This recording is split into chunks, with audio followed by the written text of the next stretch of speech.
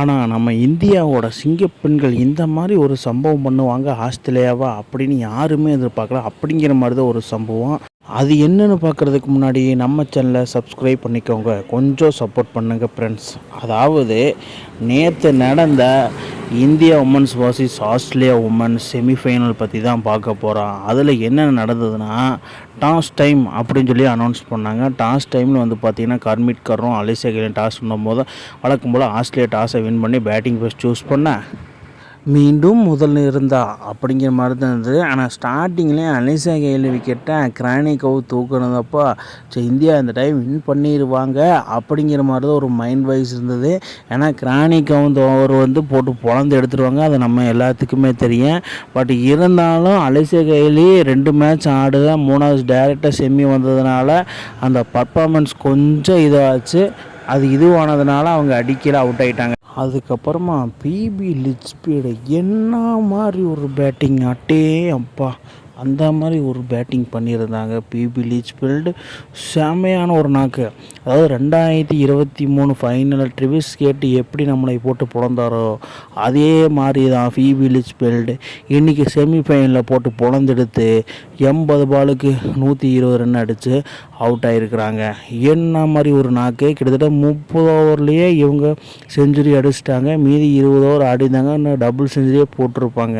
இவங்களை எப்படியாவது சீக்கிரம் விக்கெட் எடுங்கடா அப்படிங்கிற மாதிரி தான் இருந்தது. அதுலேயும் ஒரு ஷாட் ஆனாங்க பாரு, ஸ்வீப் ஷாட்டுன்னு, அடே அப்பா வேற மாதிரி ஒரு சம்பவம். அந்த மாதிரி ஒரு சம்பவம் பண்ணியிருந்தாங்க பிபி லிட்ச்பீல்டு. 22 வயசில் வேர்ல்டு கப்பில் இந்த மாதிரி ஒரு நாக்கு. அதுக்கப்புறமா பிபி லிட்ச்பீல்டு அமுன்ஜுட்கர் விக்கெட் எடுத்தோடனே இந்தியாவுக்கு பெரிய ஒரு கோப்பை நடந்தது.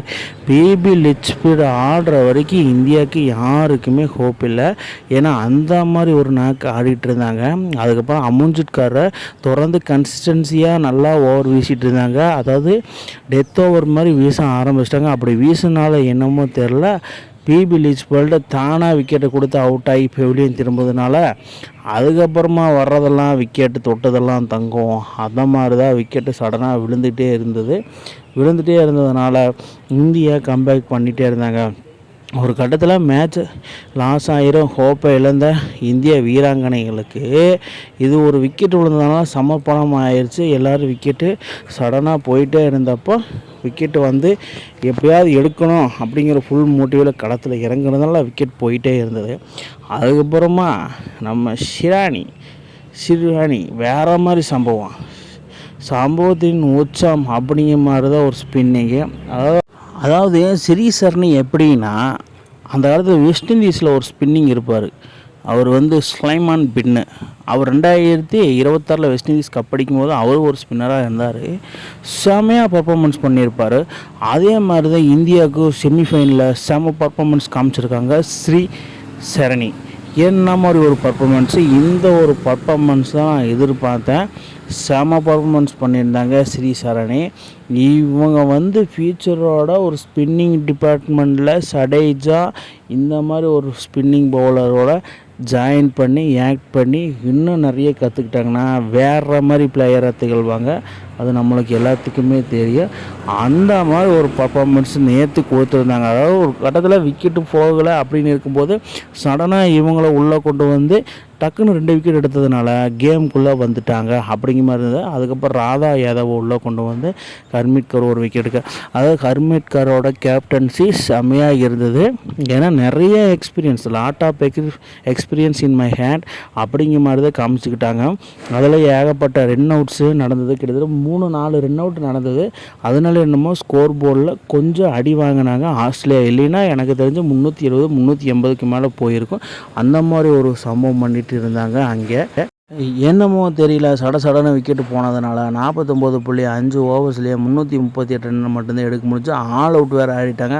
அதில் பாருங்கள் பிபி லிட்ச்பீல்டு நான் சொன்னேன்னா அதே மாதிரி ஒரு சம்பவம். 93 பாலுக்கு 119 ரன் அடித்து சம்பவத்தின் உச்சம் அப்படிங்கிற மாதிரி ஒரு சம்பவம் பண்ணியிருக்கிறாங்க. பற்றி அவங்கள விட்டுருந்தாங்கன்னா 200 ரன் அடிச்சிருப்பாங்க. இன்னும் ஸ்கோர் போர்டு 370க்கு மேலே. இதில் ஸ்ரீசரணி 2 விக்கெட்டு, தீப்தி 2 விக்கெட் போட்டிருக்கிறாங்க. அதுக்கப்புறம் இந்தியா சேஸ் பண்ணும்போது ஸ்டார்டிங்கிலேயே இந்த சப்பாலி வர்மா நம்மளோட மனசில் வச்சுருந்த கோட்டையை கழட்டி விட்டாங்க. அவுட் ஆகி பெவிலியன் திரும்ப அதாவது பிரினிக்கராவிலே இருந்திருக்கலாம் அப்படிங்கிற மாதிரி இருந்துச்சு. அதுக்கப்புறம் சுமித்தி மந்திரம் நல்லா தான் ஆடிட்டு இருந்தாங்க. தேவையில்லாமல் ஒய்டு போல போர் தான் அடிப்பேன் அப்படிங்கிற மாதிரி சொல்லி அவங்களும் அவுட் ஆகி போய் திரும்ப ஒரே ஒரு ப்ரொமோஷன் கொடுக்கப்பட்ட ஜெமீமா செம பர்ஃபார்மன்ஸை வெளிப்படுத்தி ஆடிட்டு இருந்தாங்க.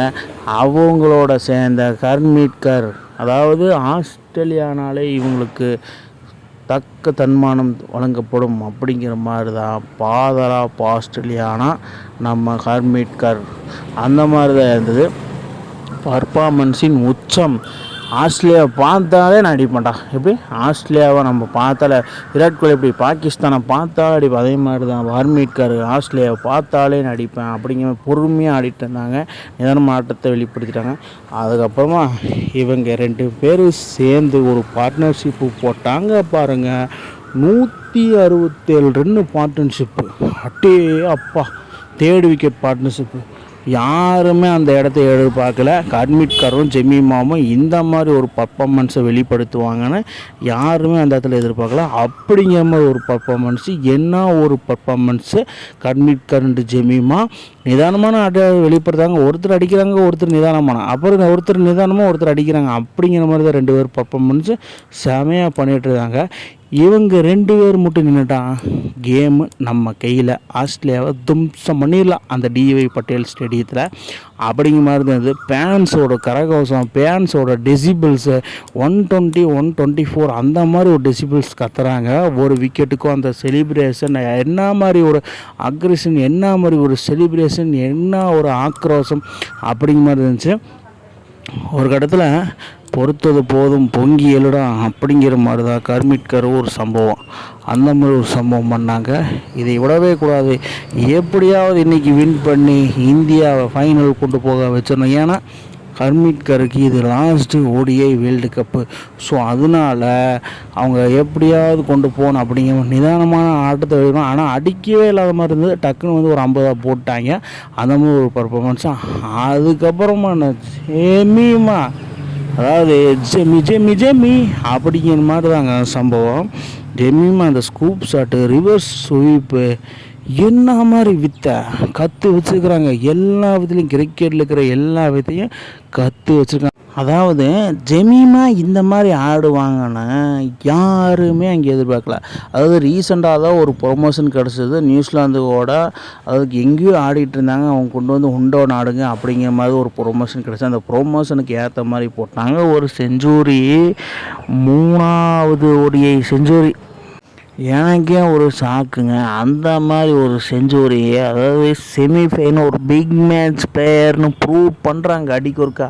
இத்தனை கால வருஷமாக நம்ம கர்மீட்கரை தான் சொல்லிகிட்டு இருந்தோம். ஆனால் இந்த டைம் ஜெமீமா செம பர்ஃபார்மன்ஸ் வெளிப்படுது. அதாவது ஒரு கட்டத்தில் கர்மீட்கர் 89 ரன்னுக்கு அவுட் ஆனப்போ அவ்வளோதான் முடிஞ்சு அப்படின்னு இருந்தப்போ ஜெமீமா உறுதுணையாக ரிச்சா கோஷ் கூட நின்னாங்க, தீப்தி கூட நின்னாங்க, கடைசி வரைக்கும் நின்னாங்க. கடைசியில் அம்ஜுட்கர் வந்து கடைசியில் 2 போர் அடிக்கணும் அப்படிங்கிற இருந்தப்போ 12 பாலுக்கு தொடர்ந்து 2 போர் அடித்து 48.2 ஓவரில் இந்தியா 341 ரன்களை எடுத்து அந்த வின்னிங் ஷாட் ஆடும்போது அந்த செலிப்ரேஷன் இருக்கே 125 டெசிபிள்ஸ். அந்த க்ரௌடோட சத்தம் கேட்குதா அப்படிங்கிற மாதிரி தான் அடித்து ஃபைனலுக்கு போயிருக்கிறாங்க.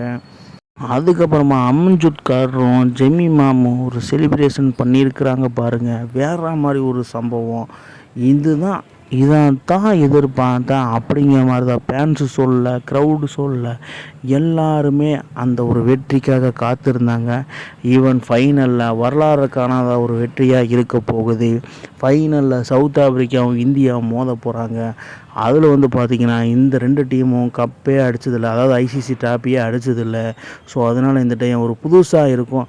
அதாவது ஜெமீமா அந்த வின்னிங் ஷாட் அடிச்சுட்டு இந்த மாதிரி ஒரு பிக்கெஸ்ட் மேட்ச்சில் பிக்கெஸ்ட் நாக்கு ஆடிட்டு அவங்க என்ன சொல்ல வராங்கன்னா, அதாவது ஜெமீமாக்கு இந்த stadium home stadium DY Patil stadium மும்பையில், நவி மும்பையில்.